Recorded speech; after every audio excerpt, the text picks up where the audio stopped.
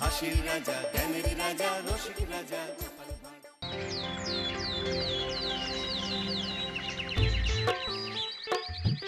আহা কি আনন্দ, আহা কি আনন্দ, আকাশে সূর্য নিচে মাটি।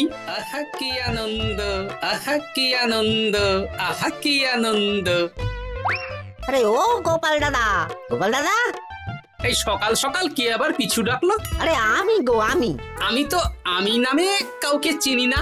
আর তুমি একটু পেছন ফিরে তাকাও তো। আমি তো সামনে যাচ্ছি, পেছনে তাকাবো কেন? ঠিক আছে, তাহলে আমি তোমার সামনে আসছি।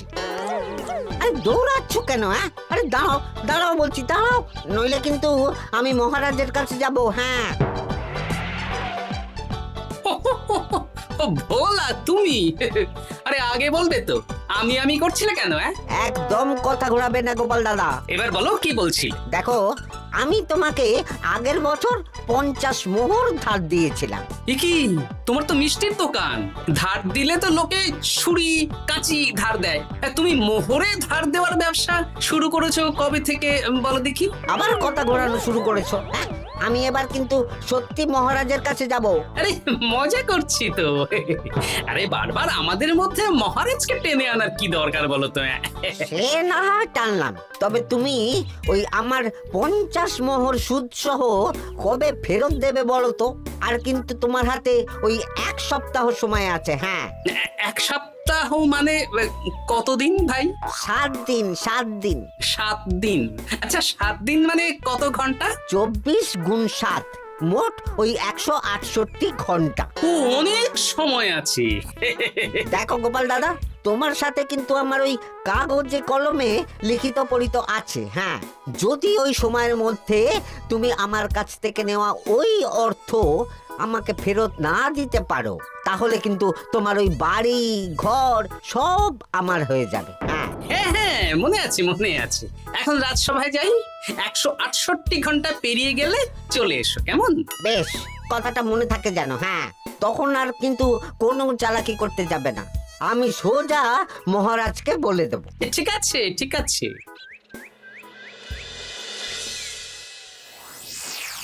দেখুন মহারাজ, নিজের চোখেই দেখুন, সবাই হাজির, শুধু গোপাল ধা। সত্যি গোপাল ইদানিং আবার দেরি করে আসা শুরু করেছে। ওকে আচ্ছা করে ধোলাই দিন, তাহলেই চলে আসবে। কাজের কাজ তো কিছু করে না, শুধু বসে থাকে, তাতেও এই। যা বলেছেন মন্ত্রী মশাই। আমার মতে গোপালকে রাজসভাতেই বেঁধে রাখুন, তাহলে আর বাড়িতে যেতেও হবে না, আর দেরি করে আসবেও না। রোজ রোজ গোপাল করে রাজসভায় আসতে দেরি, তাই এবার তার পায়ে পড়াতে হবে বেড়ি। এই তো মহারাজ চলে এসেছি। আর বলবেন না, রাস্তায় ভোলা ময়রা চেপে ধরছিল। থাক, আর অজুহাত দিতে হবে না। নেহাত ভাগ্যের জোরে এই রাজসভার চাকরিটা পেয়েছিল। মহারাজ ভালো মানুষ, তাই তোমাকে পুষছেন। আচ্ছা আপনি কি বলতে চাইছেন কি? আমি বলতে চাইছি যে মহারাজ যদি তাড়িয়ে দেন, তাহলে তোমার কি কিছু করে খাওয়ার যোগ্যতা আছে গোপাল? আপনার নিজের যোগ্যতা আছে? আছে বলেই মুখ ফুলিয়ে বলছি। হ্যাঁ, মন্ত্রী এটা একটা ভালো প্রসঙ্গ তুলেছে। আমার রাজসভার সকল সভাসদদের বলছি, যদি কোনো কারণে তোমাদের চাকরি চলে যায়, তাহলে তোমরা কি করবে একবার ভেবে দেখেছো? না মহারাজ, ভাবনাটা আমি সঠিক সময় কাজে লাগাই। ওই অকারণে ভেবে মাথা খারাপ করতে চাই না। হ্যাঁ, আহা, রাজসভার চাকরিটা তো তোমাদের পেশা।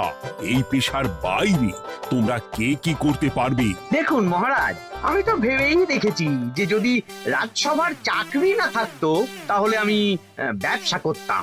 আমি মহারাজ যদি বিজ্ঞানী না হতাম, তাহলে শিক্ষা দান করতাম। আমি তো ছবি আঁকতাম, কলম না থাকলে আমি তুলি ধরবো। আমি কামারশালায় কাজ করতাম। আমার তো ছোটবেলায় মূর্তি বানানোর শখ ছিল, আমি মৃৎশিল্পের কাজ করতাম। কি গোপাল, এবার তুমি বলো।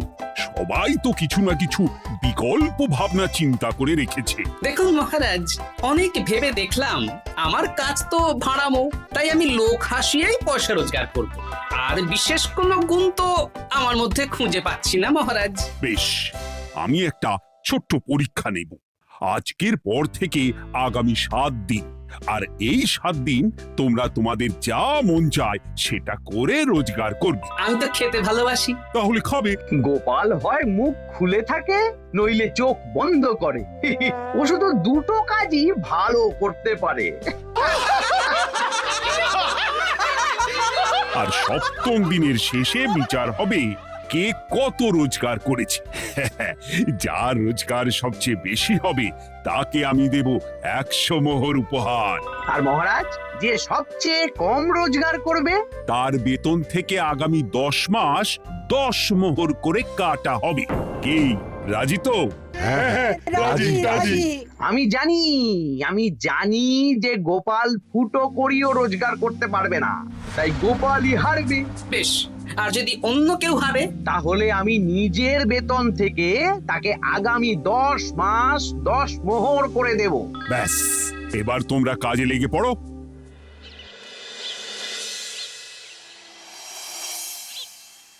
এ কি গিন্নি, আজকেও নিরামিষ? হ্যাঁ, আজকেও নিরামিষ খেতে হয়। হ্যাঁ, রোজই তো কিছু না কিছু একটা লেগে আছে তোমার। আমাদের পুরো শরীরটাই তো আমিষ। হ্যাঁ, তাহলে আমিষ খেতে বাধা কিসের বলো দেখি? বেশি তর্ক করতে হবে না বাপু, তা তোমাকে ডিম বানিয়ে দেবো। হ্যাঁ, না, আমি মানুষই। ঠিক আছে গিন্নি। আরে তোমাকে ডিম বানাবো বলেছি নাকি? আমি বললাম তোমার জন্য ডিম বানিয়ে দেবো। জন্যটা তো বলনি তখন। আরে তাড়াতাড়ি দাও, তাড়াতাড়ি দাও। এখন কদিন শুধু খাবো আর ঘুমাবো। 7 দিন ছুটি। ছুটি মানে? সেসব পরে বলবো গিন্নি। যাও গিয়ে ডিম সেদ্ধ বসাও।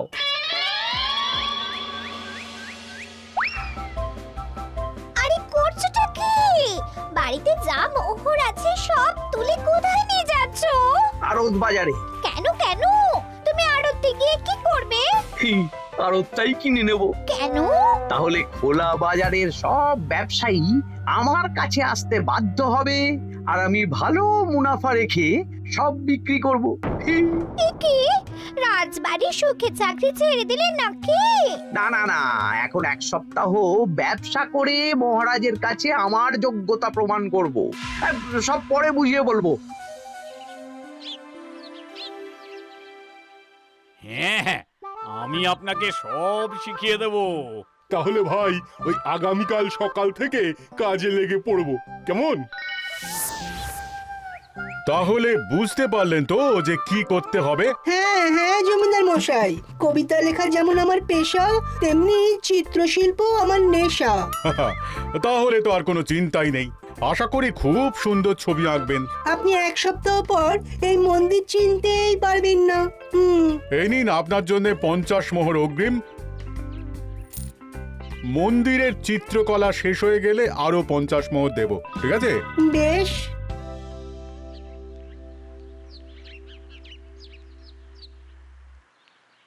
এই হাত চালা, হাত চালা। হাত পা সবই তো চালাচ্ছি মন্ত্রী মশাই। আপনি এত শাকসবজি আনাজ দিয়ে করবেনটা কি? আমি এখন 7 দিন কৃষ্ণনগরের বাজার নিয়ন্ত্রণ করব, তাই সব জিনিসপত্র আড়ত থেকে আমি নিজেই কিনে নিয়েছি। এবার সাধারণ বাজারের দোকানদাররা আপনার কাছে আসবে। কাল সকাল থেকে শুধু মোহর গুনবো।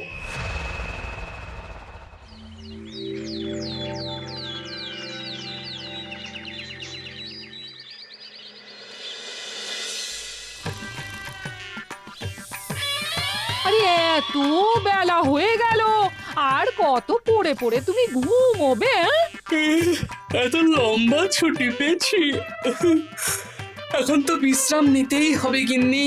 কিন্তু পুকুর ঘাটে গিয়ে তো আমি অন্য কথা শুনলাম। তুমি আবার কি শুনেছো? তোমাদের মহারাজ নাকি বলেছেন আগামী 1 সপ্তাহ তোমরা সকল সভাসদেরা ওই সকল সভাসদেরা নিজের ইচ্ছে মতো কাজ করে রোজগার করব। আমার কাজ তো ভাড়ামো করা, তাই ভাড়ামোর সুযোগ এলে সেটাই করব। কিন্তু যদি সুযোগ না আসে, তাছাড়া যার রোজগার সবচেয়ে কম হবে তার তো বেতন থেকে 100 মোহর কাটা হবে গো। এই খবরও পেয়ে গেছো? বাবা, পুকুর ঘাট না পরনিন্দা পরচর্চা কেন্দ্র? হ্যাঁ, ওসব বাজে কথা বাদ দিয়ে কোনো কাজ শুরু করো, কাজ শুরু করো। এরকম গা এলিয়ে শুয়ে থাকলে ভগবান এসে তোমাকে পয়সা দিয়ে যাবে না গো।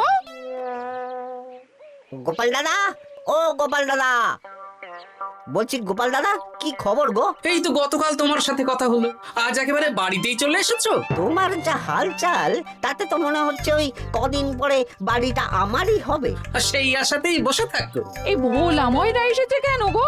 এসব কি বলছে? মা ঠাকরুন, আপনার কাছে আর কি লোকাবো? বহুদিন আগে গোপাল দাদা আমার কাছে 50 মোহর ধার নিয়েছিল। সেই ধারের থেকে 5 মোহরা এখনো আমাকে শোধ করেনি। সে কি? হ্যাঁ, শর্ত অনুযায়ী যদি গোপাল দাদা আগামী ওই 6 দিনের মধ্যে ধার না শোধ করতে পারে তাহলে এই বাড়ি আমার হয়ে যাবে। তুমি আমাকে এত বড় কথা লুকিয়ে রেখেছো? না, আমি বলবো বলবো করে বলা হয়ে ওঠেনি আর কি। এবার আপনি দেখুন গিন্নিমা কি করবেন। ভিটে মাটি ছেড়ে কোথায় গিয়ে উঠবেন দেখুন। কি গো, এতেও তোমার হুঁশ হয় না? ধুর, এই অযথা চিন্তা করো না তো, কিছু না কিছু একটা হয়ে যাবে।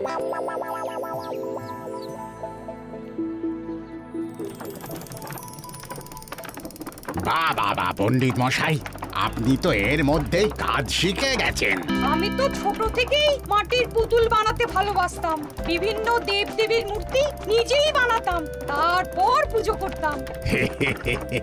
আমার পরম সৌভাগ্য, আপনার মতন পণ্ডিত মানুষ আমার কুমোর শালায় কাজ করছেন। কোনো কাজই তো ছোট নয়। সত্যি সভাকবি মশাই, আপনার তুলিতে জাদু আছে। কি সুন্দর কারুকার্য। সবই আমার মা বাবার দান। আমার বাবা খুব বড় চিত্রশিল্পী ছিলেন। উনি হাতে ধরে আমাকে ছবি আঁকা শিখিয়েছেন। বাহ বাহ বাহ বাহ।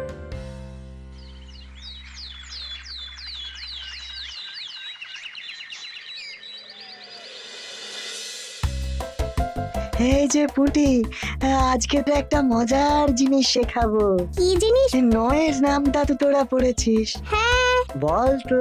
9 একে 9, 9 দুগুণে 18, 3 9 27, 4 9 36। ঠিক আছে ঠিক আছে, এবার থাম। পুরো মুখস্থ। সে তো বুঝতেই পারছি। এবার মজার জিনিসটা দেখ। 9 কে 9, 9 দুগুণে 18, 18 মানে কি? 1 10 8। হ্যাঁ, এবার 1-এর সাথে 8 যোগ কর, কত হয়? 9 3 9 কত? 27। 2-এর সাথে 7 যোগ করলে কত হয়? 9 36-এর 3-এর সঙ্গে 6 জুড়লে 9। আরে বাস, দারুণ তো। হ্যাঁ হ্যাঁ। সত্যি বিজ্ঞানী মশাই, আপনি কি সুন্দরভাবে পড়া বোঝান। এটা তো আমার নেশা।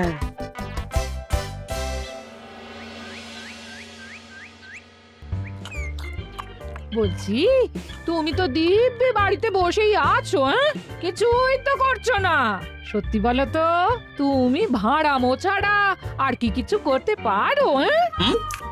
এই এই, আদেশ করতে পারি। গেনি, আরেকটু তরকারি দাও তো, জলের ঘটিটা দাও না। যত সব। আচ্ছা, সত্যি তো ভাঁড় না হলে আমি কি হতাম? আমি কুমোর হতাম। মাটির কাজ শুনেছি খুব সোজা। যাই, কুমোর পাড়ায় যাই।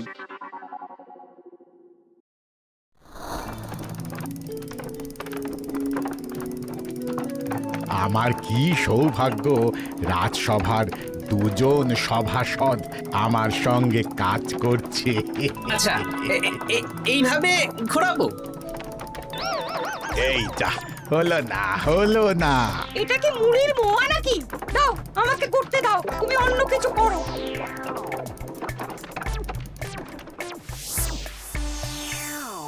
বলো গোপাল দাদা, কি দেবো? মুড়ির মোয়া, তিলের নাড়ু? আমি কিনবো না গো, বানাবো। হ্যাঁ, কি বানাবে? ওই মুড়ির মোয়া। কদিনের জন্য আমার একটা কাজ দরকার, বুঝলে? তা বেশ, তাহলে এসো, এই পিছনেই আমার কারখানা। গুড় মুড়ি সব রাখা আছে, বানাও।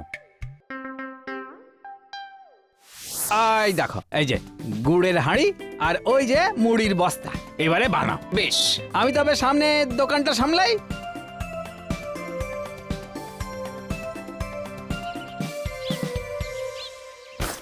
কিসের আওয়াজ হলো? আরে আরে আরে, এ কি করলে গোপাল দাদা? আর বলো না, ওই গুড়টা ঢালতে গিয়ে হাঁড়িটা হাত ফসকে পড়ে গেল। এই তুমি যাও তো, তোমাকে কিচ্ছু করতে হবে না, যত সব বিপদ বাড়ানো।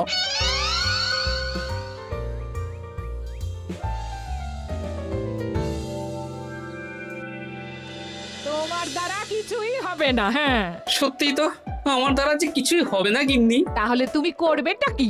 এমন করে বলো না গিন্নি, সবারই খারাপ সময় যায়।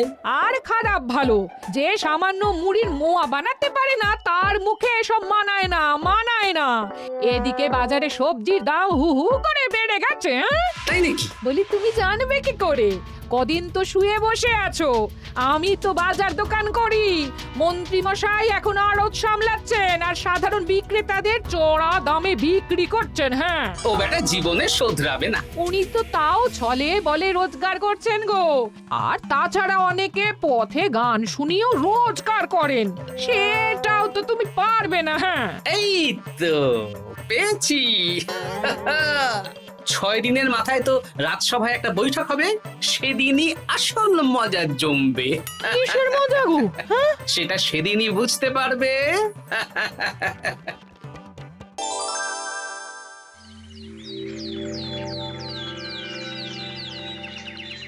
তারপর বলো, আজ তো ষষ্ঠ দিন, আজ অবধি তোমরা কে কত কত রোজগার করেছো? মহারাজ, আমি এখনো অবধি 200 মোহর। বাহ বাহ বাহ! আমি মহারাজ 15 মোহর। আমি 5 মোহর। বিভিন্ন বাড়িতে বাচ্চাদের পড়াচ্ছি, শিক্ষাদান করছি দিনরাত। সেনাপতি, আমি 10 মোহর পেয়েছি, আরো পাবো। আমি 50 মোহর অগ্রিম পেয়েছি, আরো পাবো আগামীকাল। বাহ বাহ বাহ! সবাই তো ভালোই রোজগার করেছো। আর গোপাল, তুমি বলো। মহারাজ, আমি এখনো অবধি কোনো রোজগার শুরু করিনি। আমি আগেই বলেছিলাম গোপাল একটা কানা করিও রোজগার করতে পারবে না। আসলে মহারাজ, আমি আজ সকালেই আমার প্রতিভা খুঁজে পেলাম। তোমার আবার কি প্রতিভা? আমি ভালো গান গাইতে পারি মহারাজ। আমার ছোট্টবেলার ইচ্ছে ছিল আমি রুদ্ধদ্বার সভা করব, গান গাইবো, আর দর্শক বা শ্রোতারা আমার গান শুনে আমাকে পয়সা দেবে। বাহ বাহ বাহ! তা শোনালে না কেন? আমি চাই আপনারা সবাই আমার বাড়িতে আসুন, আমার গান শুনুন। এই না না না না না, তোমার গান শুনে অর্থ ব্যয় করতে পারবো না গোপাল। যদি শোনাতে হয় তো বিনামূল্যে শোনাও। তুমি ভেবেছো কায়দা করে গান শুনিয়ে রোজগার করবে? সেসব চালাকি কিন্তু চলবে না। না মহারাজ, আমার গান শুনতে আসার জন্য একটা কানা করিও খরচ করতে হবে না। আমি বিনা পারিশ্রমিকে গান শোনাবো। বেশ, তাহলে কবে শোনাবে বলো? এখনই চলুন, শুভস্য শীঘ্রম। আবার যেতে হবে কেন? এখনই শোনাও। আমার আবার নিজের বাড়ি ছাড়া প্রতিভা বিকশিত হয় না। বেশ তো, এই কদিন টানা কাজ করেছি, তোমার গান শুনে মনটা যদি ফুরফুরে হয়ে যায়, ভালো তো। চলো গোপাল। আসুন আসুন, সবাই ভিতরে আসুন, আসন পাতা আছে, সবাই বসুন।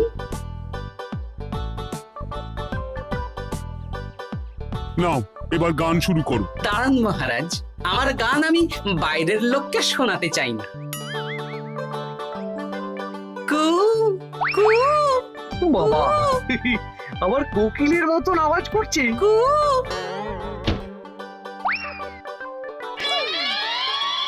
নাও নাও, শুরু করো।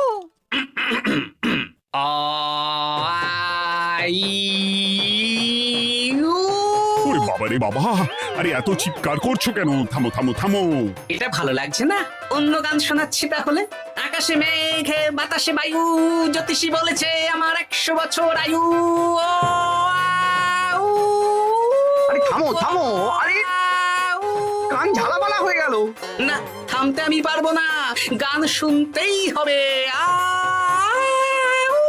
ওরে ওরে বাবা রে বাবা, এই কানে তালা লেগে গেল, আমি পালাই।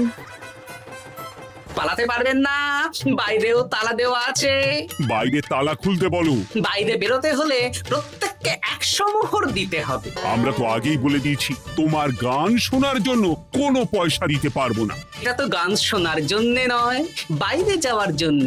আমার গান শুনতে আসার জন্য কোনো অর্থ লাগে না। গান শুনে বাইরে বেরোতে গেলে অর্থ লাগবে, জনপ্রতি 100 মোহর মাত্র। কি জ্বালাতন! হয় দিন, নইলে আবার শুরু করছি। থামো থামো, আপনারা কি সবাই দেবেন না এখানেই থাকবেন? আরে, আমার কাছে এখন 50 মতন মোহর আছে। আমার কাছে 5 মোহর আছে। সে আমি লোক পাঠাচ্ছি আপনাদের সবার বাড়িতে, পুরো অর্থ পাবো, তারপর সবাইকে ছাড়বো।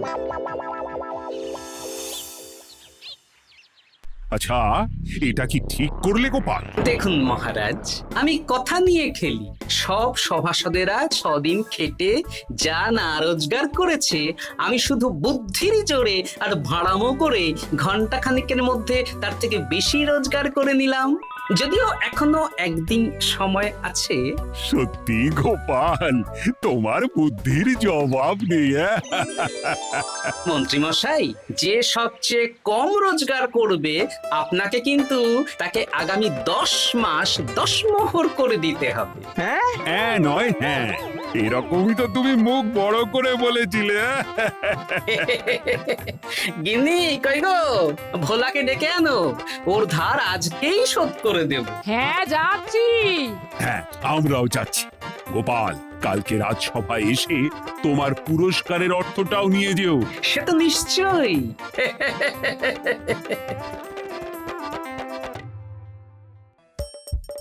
হাসির রাজা জ্ঞানের রাজা রসিক রাজা গোপাল